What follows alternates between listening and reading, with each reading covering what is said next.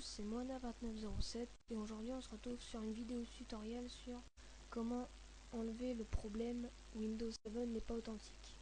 Alors je ferai le tuto en deux parties, une pour les gens qui ont la version Windows craquée et les autres, ceux qui l'ont légalement. Alors on commence par la partie légalement. Vous écrivez CMD ici, ou alors vous faites Windows R et vous écrivez CMD. Vous tomberez sur une fenêtre normalement noire. Donc pour Windows 7, vous écriverez slmgr/rilc.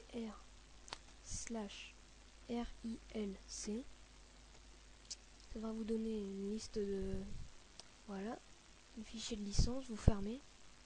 Pour ceux de Vista, c'est slmgr-rilc. Ça devrait faire exactement pareil. Donc là, il a récupéré les scripts des fichiers. Maintenant, il faut les réarmer. Donc il faut écrire /slmgr/rearm.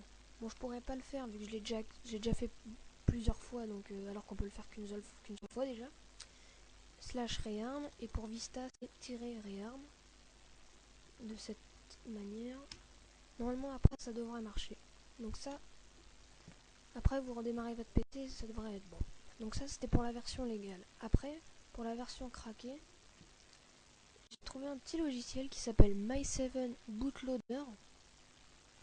Ça, c'est très utile ce logiciel. D'ailleurs, je vous conseille aussi My7 Optimizer qui est pas mal. Donc je mettrai le lien du fichier dans la description. Donc vous le lancez et là c'est tout simple. Vous faites juste activer Windows 7 Ultimate. Hop, là il suffit juste d'attendre un peu que le service se lance. Vous pouvez aussi, si vous avez besoin d'aide, écrire ça, mais bon, ça sert à rien vu qu'on peut rien écrire, on est obligé de repasser dans le CMD comme je vous ai expliqué tout à l'heure. Donc là il a commencé, fin de l'activation, redémarrez votre PC. Donc et puis voilà, et normalement vous redémarrez votre PC et c'est bon, ça marche directement. Donc si le tutoriel vous a plu, vous pouvez vous abonner ou liker la vidéo et la mettre en favori.